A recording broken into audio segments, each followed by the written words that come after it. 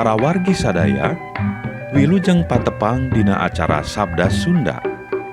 Mugia janten berkah kanggo urang sadayana. Mangga wilujeng ngadangukeun.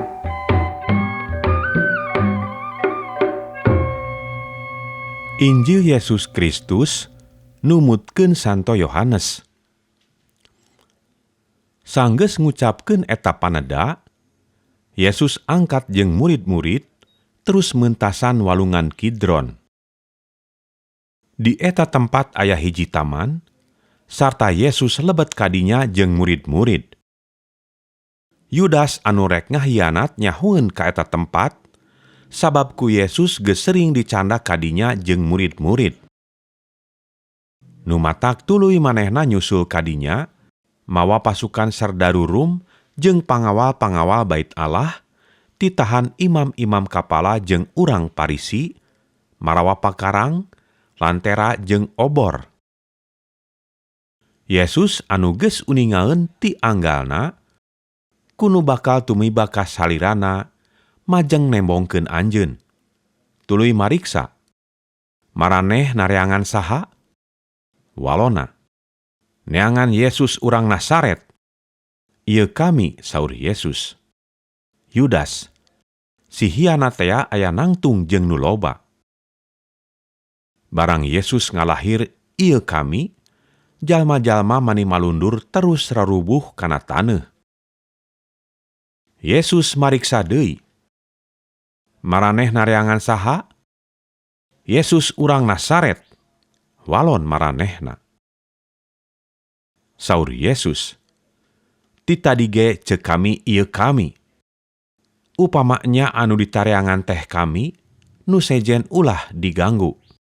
Lahiranana kitu pikeun ngabuktikeun kasauranana anu kieu tea. Ama, jalmi-jalmi paparin ti Ama ka abdi teh, pangestu teu aya nu ical. Simon Petrus anu mawa pedang, nyabut pedangna tuluy dikadekeun ka hiji badega imam agung ngaran Malkus, rampung celina anu katuhu. Yesus ngalahir ka Petrus. Sarungkeun deui pedang maneh. Pangira maneh ieu lumur panganiayaan ti ama kami teh, ku kami moal diinum. Geus kitu serdadu-serdadu Rum, kapala pasukanana jeung para pangawal urang Yahudi narangkep terus ngaborogod Yesus. Yesus dibawa tuluy ditembongkeun heula ka Anas, mertuana Kayapas. Ari Kayapas teh imam agung taun eta. Kayapas kungsi nganasehatan ka para gegeden Yahudi, yen leuwih hade paeh jalma saurang pikeun kasalametan sakumna bangsa. Waktu Yesus dibawa, Simon Petrus nuturkeun jeung baturna saurang anu geus dikenal ku imam agung. Eta batur Petrus milu asup jeung Yesus ka buruan bumi imam agung. Ari Petrus eureun di lawang buruan. Geus kitu batur Petrus teh kaluar deui, nyarita ka eta awewe anu jaga lawang buruan, tuluy ngajak Petrus ka jero. Eta awewe jaga lawang nanya ka Petrus, "Anjeun lain muridna jelema nu itu?" "Lain," walon Petrus. Ku sabab tiris, gandek-gandek jeung para pangawal, nyarieun pirunan, tuluy narangtung ngariung seuneu, saliduru. Petrus oge milu siduru. Yesus dipariksa ku imam agung hal murid-muridna jeung pangajarannana. Waler Yesus, "Kaula nyanggem ka saha-saha oge satara basna. Pangajaran kaula diwurukeunana di imah-imah ibadah, atanapi di Bait Allah, tempat kempelna jalmi-jalmi. Nyanggem naon-naon oge kaula tara susulumputan. Naha mariksakeun ka kaula? Pariksakeun bae ka jalmi-jalmi anu sok ngarupingkeun kaula. Tangtos tarerangeun naon anu disanggemkeun ku kaula." Barang Yesus nyaurkeun kitu, salah saurang pangawal didinya terus nyabok ka anjeunna bari ngomong, "Wani temen maneh ngomong saperti kitu ka Imam Agung." Waler Yesus, "Lamun omongan kami salah, coba terangkeun kanu araya di dieu naon salahna. Tapi upama omongan kami bener, kunaon maneh nyabok?" Geus kitu anjeunna ku Anas dikintunkeun ka Imam Agung Kayapas, dibarogod keneh. Ari Petrus keur siduru keneh.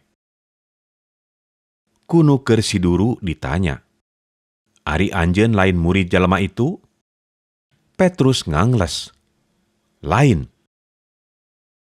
Ari cek hiji gandek Imam Agung barayana Malkus anu dikadek celina tea, "Naha lain anjeun anu kukuring katenjo aya di taman jeung Yesus teh?" "Lain," walon Petrus deui.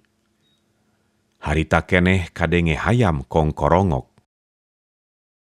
Isuk-isuk keneh pisan, Yesus dibawa ti bumi Kayapas ka karaton gubernur. Tapi para gegeden Yahudi henteu arasup ka jero karaton. Ngajaga dirina ulah jadi najis ceuk agama, supaya menang milu ngadahar jamuan Paskah. Kusabab kitu Pilatus kaluar nemonan, tuluy mariksa. "Naon perkarana eta jelema dibawa ka kami?" Walon maranehna, "Upami teu jahat ge tangtos moal dibantun ka juragan." Saur Pilatus, "Uruskeun bae ku maraneh nurutkeun hukum maraneh." Walon maranehna, "Bangsa simkuring teu diidinan ngajalankeun hukum pati."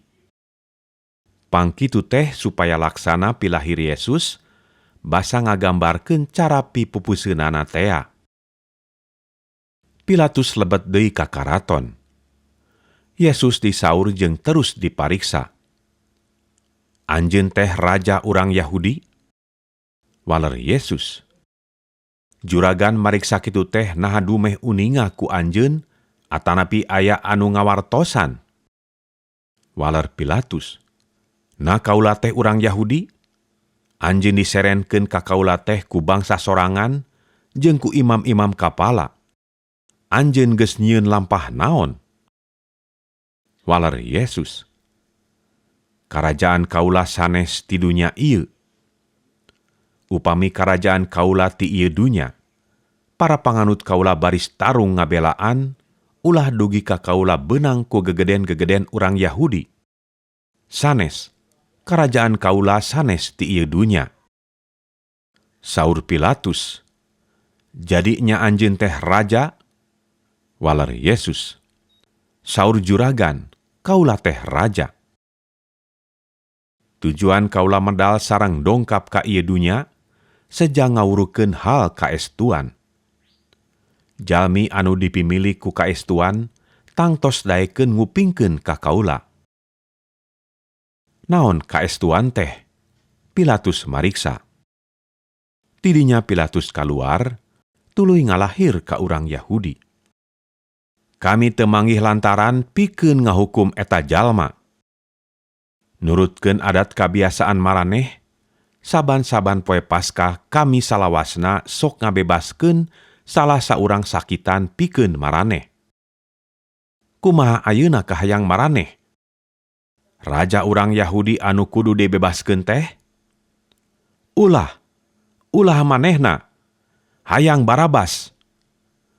Jawab maranehna ting jarerit, "Barabas teh penjahat." Mung sakitu dawuhan Gusti Allah.